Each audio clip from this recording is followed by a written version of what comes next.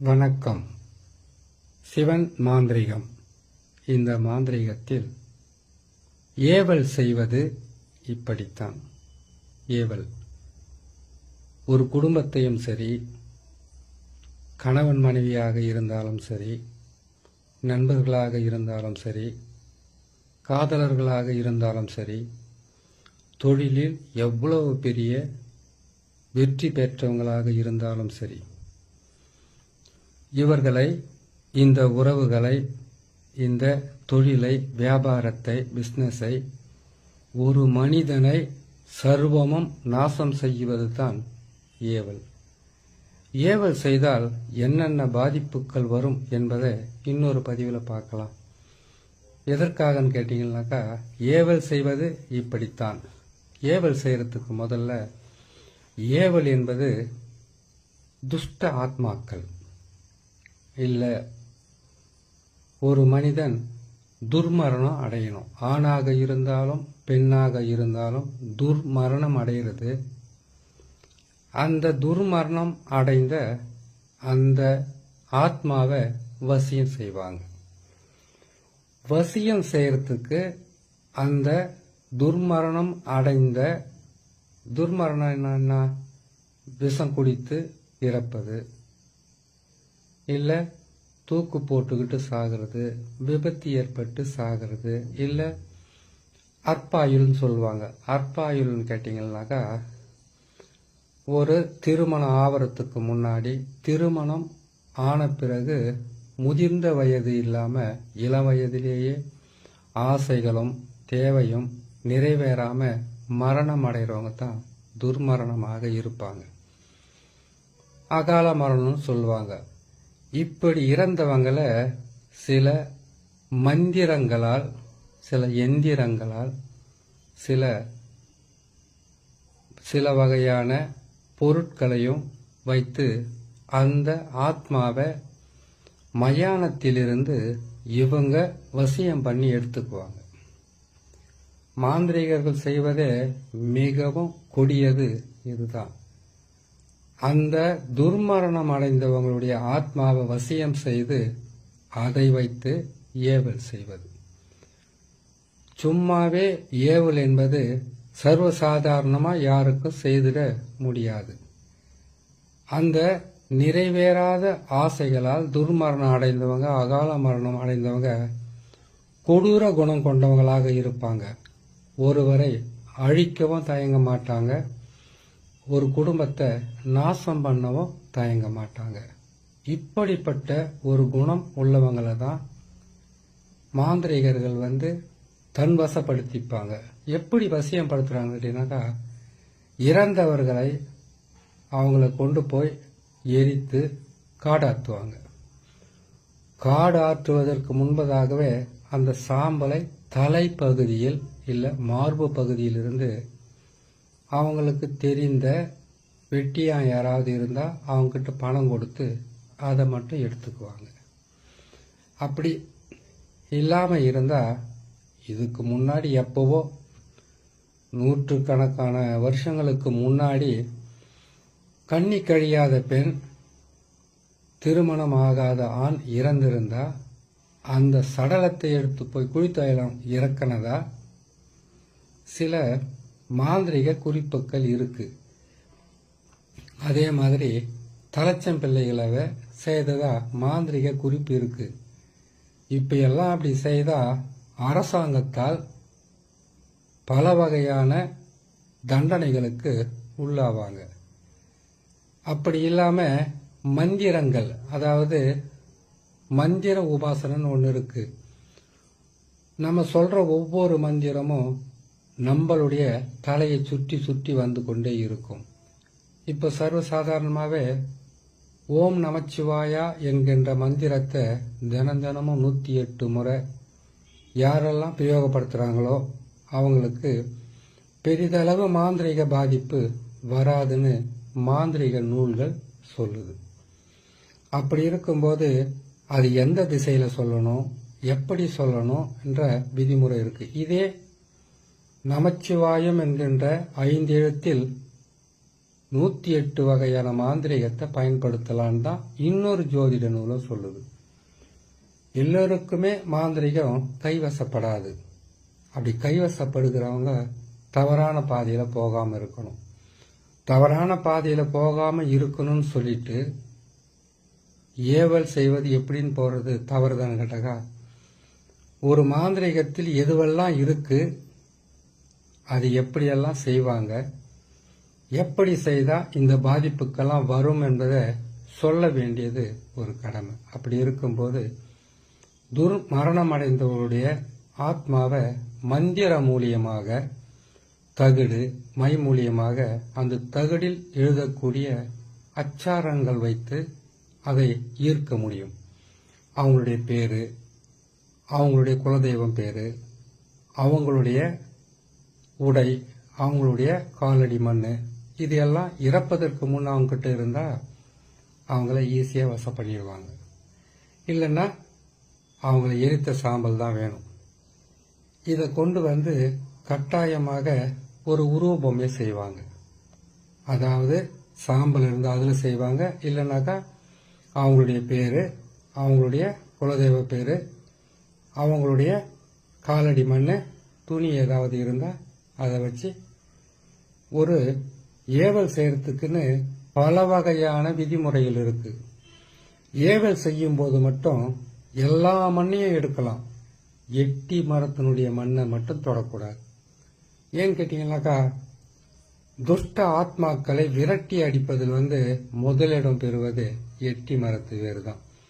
இந்த எட்டி மரத்தினுடைய கிழக்கு, மேற்கு, வடக்கு, தெற்குன்னு சொல்லக்கூடிய 4 வகையான திசையில் இருக்கக்கூடிய வேரும் 4 வகையான பலன்களை தரும். எட்டி மரத்தினுடைய வேர், எட்டி மரத்தினுடைய கிளை, இலை எதுவாயிருந்தாலும் வீட்டுக்குள்ள இருந்தா வீட்டில் இருக்கக்கூடிய தெய்வங்கள் கூட வீட்டை விட்டு வெளியில ஓடும் சொல்லுவாங்க. ஒரு வீட்டில் ஒரு செய்வன பாதிப்பு, இல்லை ஏவல் பில்லி சூனிய பாதிப்பு, இல்லை எவ்வளவோ மாந்திரிகத்தால் பாதிப்பு இருக்குன்னாக்கா, எட்டி மரத்தினுடைய கிழக்கு பக்கம் இருக்கக்கூடிய வேரை எடுத்துட்டு வந்து அதை 4 வகையான அஷ்டபந்தனமாக செய்து ஒரு வீட்டுக்கு 4 பக்கமும் இதற்குண்டான பலியுடன் சேர்த்து அதை புதைத்து வச்சுட்டாக்கா, அந்த வீட்டில் இருக்கக்கூடிய துஷ்டாத்மா மட்டும் இல்லை, அந்த வீட்டுக்கு குலதெய்வமே வராத அளவுக்கு வேலை செய்யும். இதே போல இந்த எட்டி மரத்தினுடைய வேரை தகுந்த முறை பிரகாரம் மாந்திரிக மந்திரங்களை பிரயோகம் செய்து அந்த வீட்டுக்குள்ள புதைச்சு வைக்கிறது. மறைச்சு வச்சாவே அந்த வீட்டில் இருக்கக்கூடிய ஆண், பெண், கணவன், மனைவி, பிள்ளைகள் எல்லாமே ஒருவருக்கு ஒருவர் ஒற்றுமை இல்லாம எட்டி போவாங்க. வெட்டி விடும் எட்டி மரம் அப்படின்னு சொல்லுவாங்க. குலதெய்வம் வராது, குலத்தை காக்கின்ற தெய்வம் வராது, இறந்தவர்களுடைய ஆத்மா கூட வீட்டுக்கு வராத அளவுக்கு விரட்டி அடிப்பது தான் எட்டி. சரி, விளக்கம் போதும். இப்போ ஏவல் செய்யறது எப்படின்னு போட்டுடலாம். ஏவல் செய்யணும்னாக்கா முதலில் நம்ம செய்யக்கூடியது இந்த சாம்பல் இல்லை அவங்களுடைய இதெல்லாம் எடுத்து வச்சுக்கிட்டு இறந்தவங்களுடைய காலடி மண், துணி, அவங்களுடைய தலைமுடி, இதையெல்லாம் எப்படி நம்ம எடுக்க முடியும்னு கேட்டீங்கன்னாக்கா, அதுக்கு தானே வெட்டியா இருக்காங்க. காலடி மண், தலைமுடி, துணி, அவங்களுடைய பேரு, இதையெல்லாம் ஒரே டைம்ல கிடைக்குமான்னு கேட்டாக்கா, இதுல ஏதாச்சும் ஒன்று கிடைச்சா போதும் ஏவல் செய்யறதுக்கு. இத எடுத்து இந்த எட்டி மரத்தினுடைய வேர் பக்கத்தில் இருக்கக்கூடிய மண்ணை தவிர முச்சந்தி மண், இடுகாட்டு மண், புத்து மண், அது மட்டும் இல்லாம ஒரு மனிதனுக்கு எந்த திசையில போனாலும் முக்கூட்டு வழி மண்ணுன்றது தாண்டி தான் போவாங்க. அந்த மண்ணையும் எடுத்து இதனுடன் அரிசி மாவையும் சேர்த்து இல்ல புத்து மண்ணை சேர்த்து உருவ பொம்மையை செய்வாங்க. உருவ பொம்மையை செய்து இதுக்கு எதையெல்லாம் சேர்ப்பாங்க தெரியுங்களா? 5 வகையான கள்ளிப்பால் சேர்ப்பாங்க. அதோட சேர்ந்து பன்றியோட உதிரும். இதோட முள்ளம்பன்றியோட அதனுடைய மலம், குடல், பிச்சு இது எல்லாமே ஒன்றா சேர்த்து ஏவல் பொம்மையை உருவாக்குவாங்க. இந்த பொம்மையை உருவாக்கிட்டு இதுக்கு கள்ளிப்பாலுடைய கள்ளிச்செடியினுடைய பாலும் பன்றியோட உதிரமும் சேர்த்து நல்லா பிசைந்து ஒரு உருவ பொம்மையை உருவாக்கி அந்த உருவ பொம்மைக்கு கண்ணில் பார்த்தீங்கன்னாக்கா ஒவ்வொன்றுக்கும் ஒவ்வொரு பொருளை வச்சு உருவாக்குவாங்க. இதை உருவாக்கி இதுக்கு உண்டான பூஜை விதிமுறைகள் பிரகாரம் இதுக்கு அருகம்புல், எருக்கம்பூவு, இந்த வகையான எல்லா வகையான மலர்களையும் அதுக்கு பூஜை செய்து அதுக்கு பிறகுதான் அந்த உருவத்துக்கு சிவப்பு துணி இல்லை கருப்பு துணி இதை பயன்படுத்துவாங்க. இதை பயன்படுத்திட்டு அதுக்கு உண்டான மந்திரத்தை அவங்களுடைய பேரோடு சேர்த்து சொல்லுவாங்க.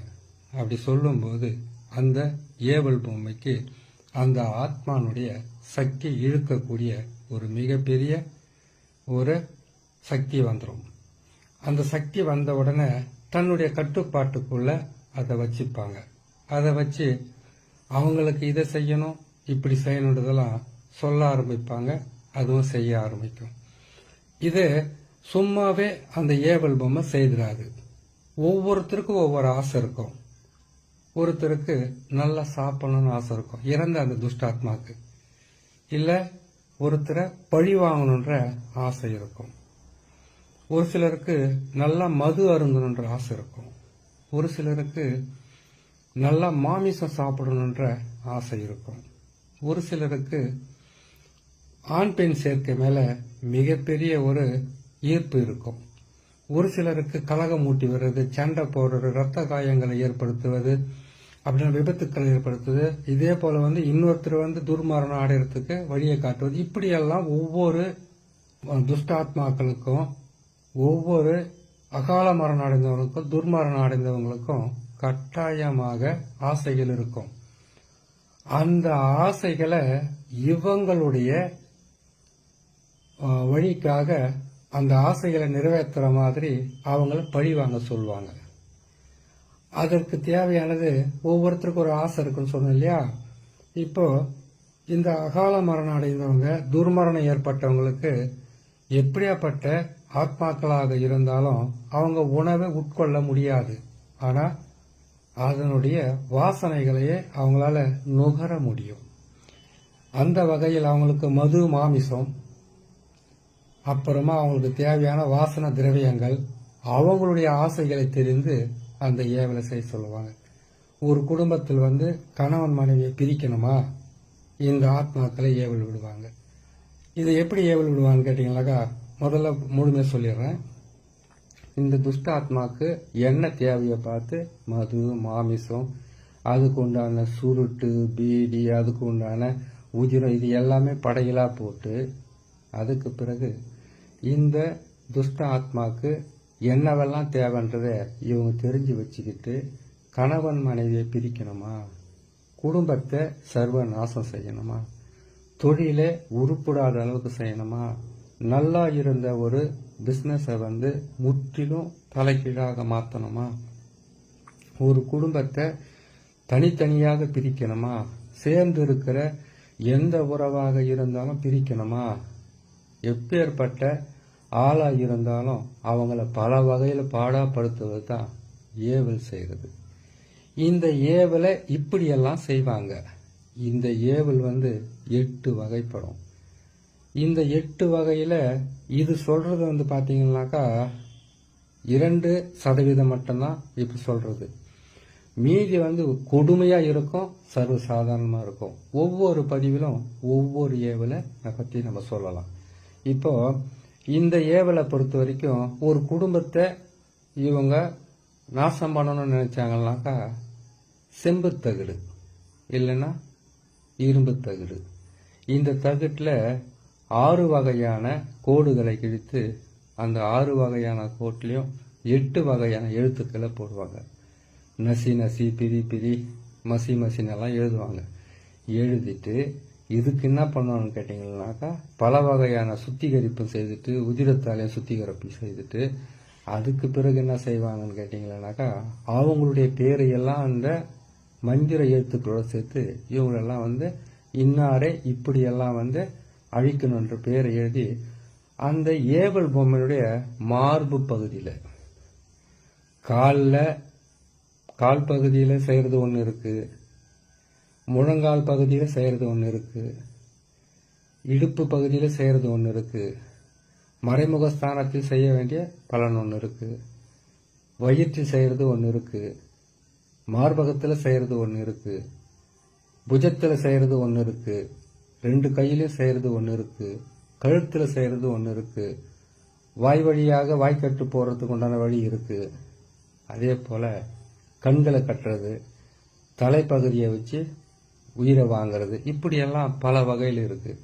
இதில் எந்த பகுதியில் அவங்க தகடை வச்சு அந்த ஏவல் விடுறாங்கன்றது தான் பெரிய விஷயமே. ஆனால் சுருக்கமாக மார்பு பகுதியில் வச்சு செய்தால் அது மிகவும் கொடுமையாக இருக்கும். மார்பு பகுதியில் வச்சு செய்துட்டு ஏவல் மந்திரங்களை பிரயோகம் செய்வாங்க. பிரயோகம் செய்துட்டு அதுக்குண்டான விதிமுறைகளை சொல்லுவாங்க. இந்த குடும்பத்தை இப்படி அழிக்கணும், இந்த குடும்பத்தை இப்படி பிரிக்கணும், இவங்களுக்கு இவ்வளவு கஷ்டத்தை கொடுக்கணும், இவங்களுக்கு இவ்வளவு துன்பத்தை கொடுக்கணுன்றத விதிமுறை பிரகாரம் இவங்க செய்து அனுப்பி வச்சாங்கன்னாக்கா அந்த ஏவலாகப்பட்டது அந்த குடும்பத்தையும் இல்லை அதனுடைய ஆசைகளை தீர்ப்பதற்காக சண்டை போட வைக்கிறது, விபத்து ஏற்பட வைக்கிறது, இப்படி பல வகை இருக்கு. ஏவல் செய்வது இப்படிதான்ற பதிவு போட்டிருக்கோம். இன்னும் இதுல 7 வகையான ஏவல் இருக்கு, 16 வகையான ஏவல் கூட இருக்கு. ஒவ்வொரு பதிவும் ஒவ்வொரு நாளைக்கு நேரம் இருக்கும்போது போடுறேன், கேட்டு நீங்க பயன்பெறலாம். தெரிஞ்சவங்க ஏவல் செய்யறதுக்கு ரொம்ப ரொம்ப ஜாக்கிரதையா செய்யணும். கொஞ்சம் தவறினாலும் ஏவல் செய்யணும்னு நினைக்கிறவங்களையும் செய்யறதுக்கு பொருட்களை சேர்க்கிறவங்களையும் அழிக்க ஆரம்பிச்சிடும். மிக கவனமா இருக்கணும். இதை செய்யணும்னா இந்த மாந்திரிகத்தில் மிகவும் முக்கியமானதுன்னு சொல்ல போனா ருத்ரன், காளி, இவங்களுடைய உபாசனையும் இவங்களுடைய அனுக்கிரகமும் இவங்களுடைய விருப்ப பிரகாரம் இருப்பவங்களுக்கு கட்டாயமாக ஏவல் என்பது சித்தியாகும். ஆனா ஒரு குடும்பத்தை அழிக்கிறது, ஒரு குடும்பத்தை நிலைகுலைய செய்வது, ஒரு குடும்பத்தில் இருக்கக்கூடிய நல்ல உறவுகளை பிரிக்கிறது பாவம். ஆனா இதெல்லாம் இருக்கு என்பதை ஒவ்வொரு பதிவா போடுறேன். இதில் எந்த பாதிப்புக்கு உங்களுக்கு இருக்கோ அந்த பாதிப்பை தகுந்த முறையில் செய்து உங்களை காப்பாற்றிக்கலான்னு சொல்லி இன்னொரு நல்ல பதிவுகளை நான் சந்திக்கிறேன். நன்றி, வணக்கம்.